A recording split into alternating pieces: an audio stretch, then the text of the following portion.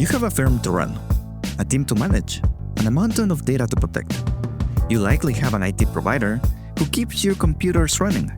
But do you have a qualified individual ensuring you stay on the right side of the law? Welcome to The Qualified Individual, the 10-minute briefing for smart accounting firms. I'm your host, and I'm here to help you bridge the gap between standard IT and total FTC compliance. Every episode, we strip away the jargon to talk about the FTC Safeguards Rule, the hidden risks your MSP is likely missing, and the strategies that protect your client data and your personal liability. So, let's grab your coffee and let's get to work.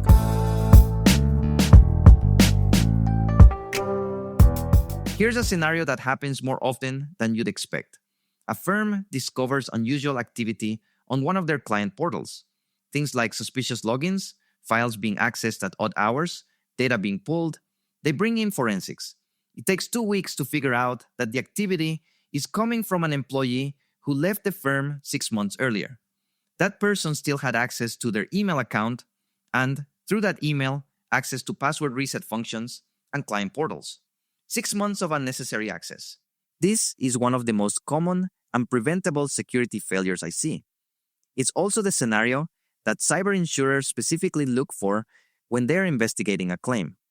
If a breach originated from a former employee or contractor who still had active access, many insurers will look at that as evidence of inadequate access controls. And that's grounds for claim denial. Here's why access removal is harder than it seems. When someone leaves your firm, they usually have access to multiple systems. Let me list what might apply at a 20-person CPA firm. Email, network, VPN, software, portals, cloud storage, physical access, and MFA. That's not a complete list. It's just the obvious systems. For someone who's been at your firm for several years, the access is going to be more extensive. They might have access to shared credentials, backup administrator roles, or legacy systems nobody remembers exist. Here's what typically happens when someone leaves. Your managing partner or office manager decides they need to be deprovisioned. And let's say it's a Friday afternoon when someone's last day is. They call your IT provider and say something like, "Sarah's leaving, can you disable her access?" Your IT provider disables the network account. That shuts down her laptop and her ability to VPN in. You think you're done. You're not done.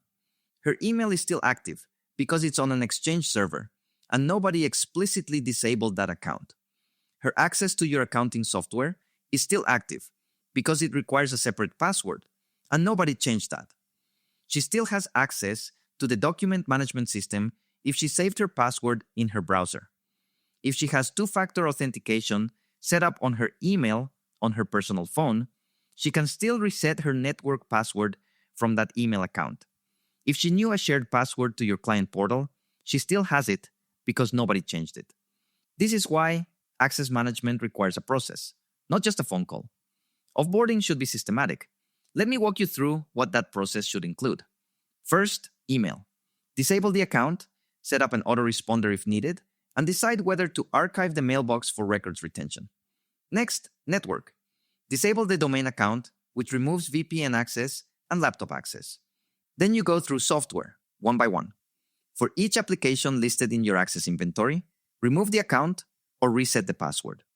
After that, cloud storage. Remove the account and transfer any important files to someone who's staying. Then, shared credentials. Any shared passwords need to be changed.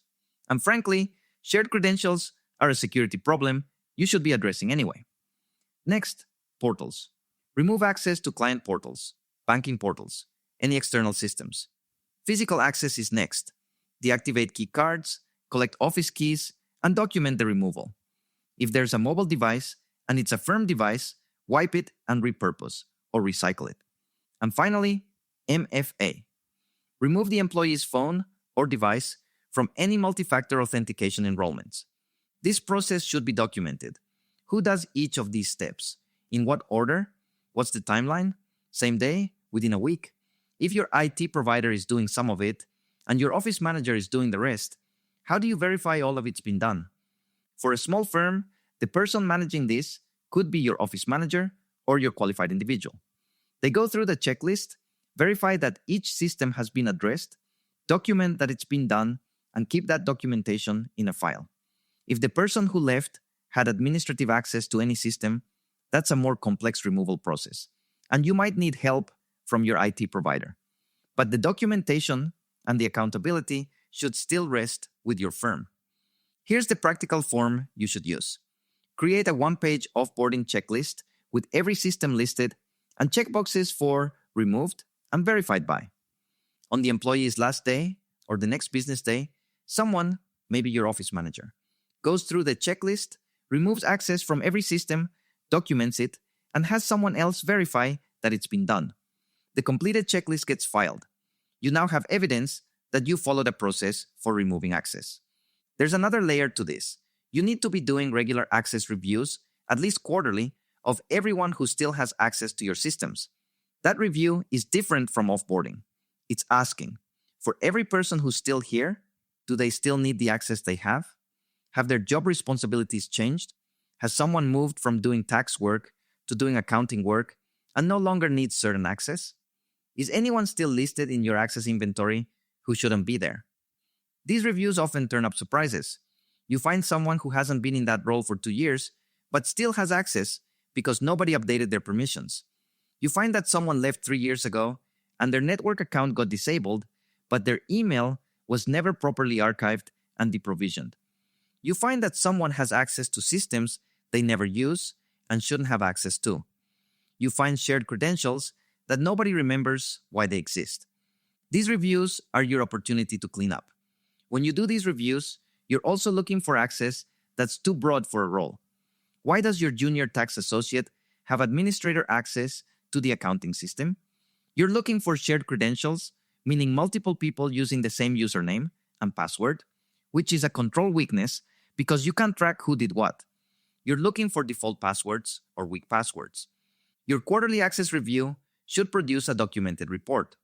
That report should include the date of the review, who conducted it, what systems were reviewed, what issues were found, what changes were made, and when the next review is scheduled.